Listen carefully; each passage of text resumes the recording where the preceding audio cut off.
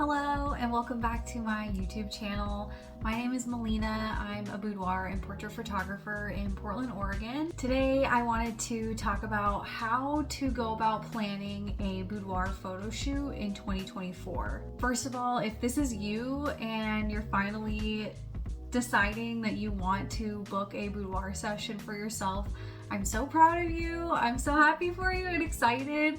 It is so much fun and just one of the best decisions that you can make for yourself as far as like confidence boost, self-love journey.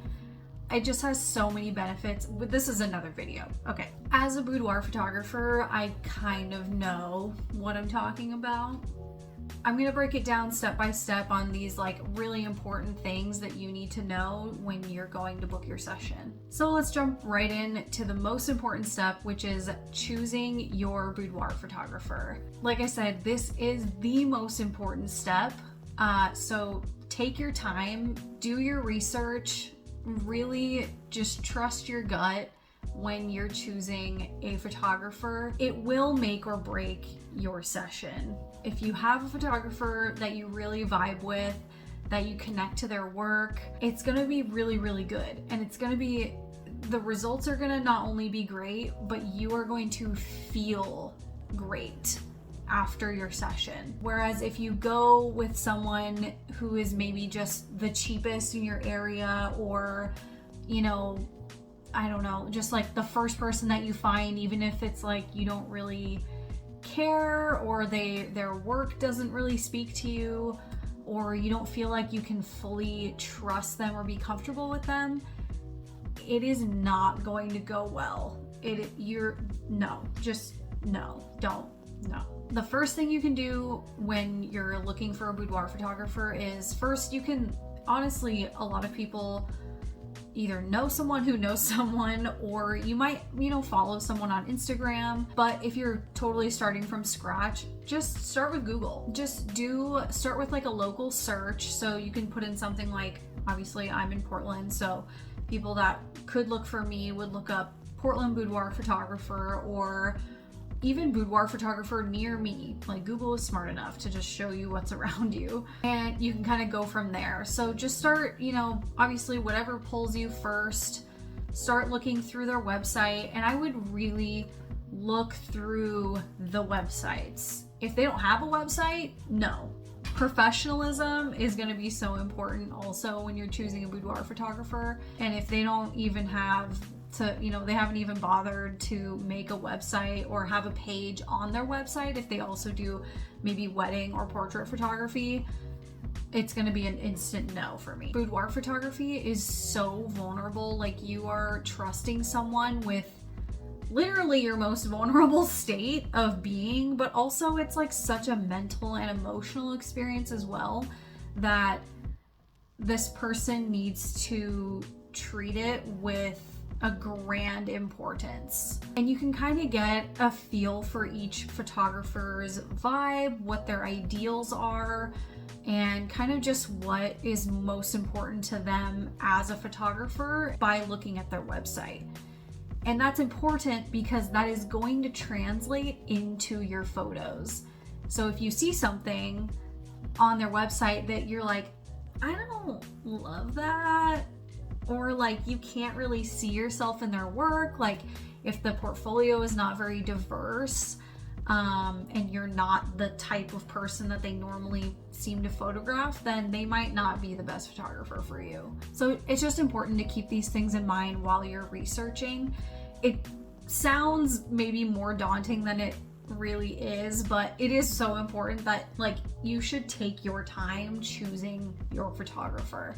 And when you do, and it like everything aligns and like feels right, it's gonna be the best. It will be worth the wait, I promise. The next step is how to choose your boudoir outfits, which also can be very daunting for some people, but for a lot of people it is really fun, and it totally should be. I feel like shopping for lingerie can get really overwhelming really quickly, and I feel like it's a lot of the time because people don't have like their North Star, or like the vision of what they want their photos to look like. And so really important questions that you can ask yourself when you start looking for outfits is, what do I want my photos to look like, or what do I want to look like in my photos, and how do I want to feel when I look back at my photos, and how do you want to feel wearing it? Do you want to feel, you know, really sexy and confident and bold, or do you want to explore like a softer side of yourself that's like more sensual, dreamy, ethereal, that kind of thing? Just looking for like those key words will really help you kind of associate outfits and like colors and silhouettes with those words, which will make it a lot easier when you go to start shopping, because your brain will already be ready to find those things. It can also be a little bit frustrating and even kind of like a body dysmorphia experience for some people, which is why I have, for all of my clients, as soon as they book, you get a welcome email from me that includes a shopping guide. And this shopping guide has a giant master list of brands and websites that you can like actively click and shop through. It's all organized by like price points, so you know what kind of pricing you're working with, as well as size ranges for each brand. And it also includes sizing, very detailed sizing tips, how to kind of navigate sizes and shopping online without having a bunch of frustration and struggle when you get those items, since sizing can vary so much across different brands, which is so annoying, but it's a reality that we just have to deal with for now. There's a bunch of tips in there on how to take your own measurements, where to do that, and places that you can shop. And a bonus tip is to not forget the accessories. So like things like earrings, necklaces, gloves, my favorite. I love gloves as an accessory for boudoir. It is like, it's so good. They're so good, so underrated. Tights, like tights and stockings, shoes, rings, bracelet, whatever you can think of. Like, don't forget to accessorize.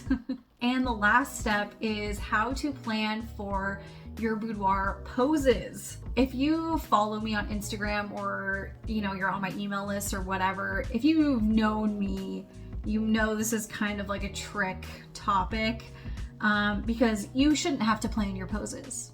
Anyone can do boudoir, anybody. Whether or not you know how to pose, whether or not you know what to do with your face or your hands or your limbs, you're still worthy of doing boudoir, and you absolutely can show up into my studio not knowing what the hell you're doing, because I know. It's my job to know. As your boudoir photographer, it is my job to know how to pose you in any body, any shape, any ability. We can do it. Okay. This is also why you want to find somebody that you can, you know, connect with, that you can trust, who will actually like pose you. Because so many people that are doing boudoir have never done professional modeling.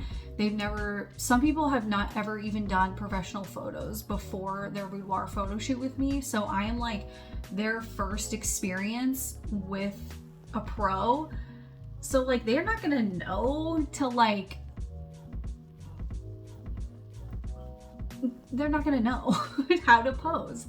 And so that's my job, is to bring poses with me, to take what you give me as far as your vision and how you want to feel in these photos and translate that into different poses. However, if you do kind of do some Pinterest researching, or even just, you know, saving some photos off of your photographer's blog or website, you can totally bring those with you and just, you know, say like, hey, I really loved this shot. I want to try to recreate that myself, or, you know, and we'll put your own spin on it. So no two photo shoots are going to look exactly the same. I am an artist, so at the heart, so I can't in good conscience just cookie cutter my way through your session. We have to do something different. I have to experiment with you in some way, but I think it makes it really fun, and everyone's photo shoot is unique. So those are going to be your top 3 tips on how to plan for your boudoir session. I guess the last one was kind of like a don't worry, you don't actually have to do this. Like, you might think you have to do it, but you don't actually have to do it.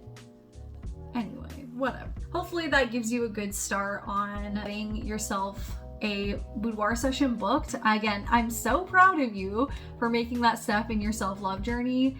And if you have any other questions or things that you want me to talk about in future videos as far as boudoir session planning, or outfits or whatever, literally anything, leave me a comment, because we're still fresh.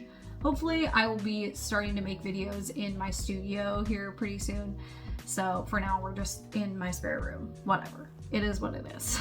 Don't forget to also, if you liked this video, hit the like button.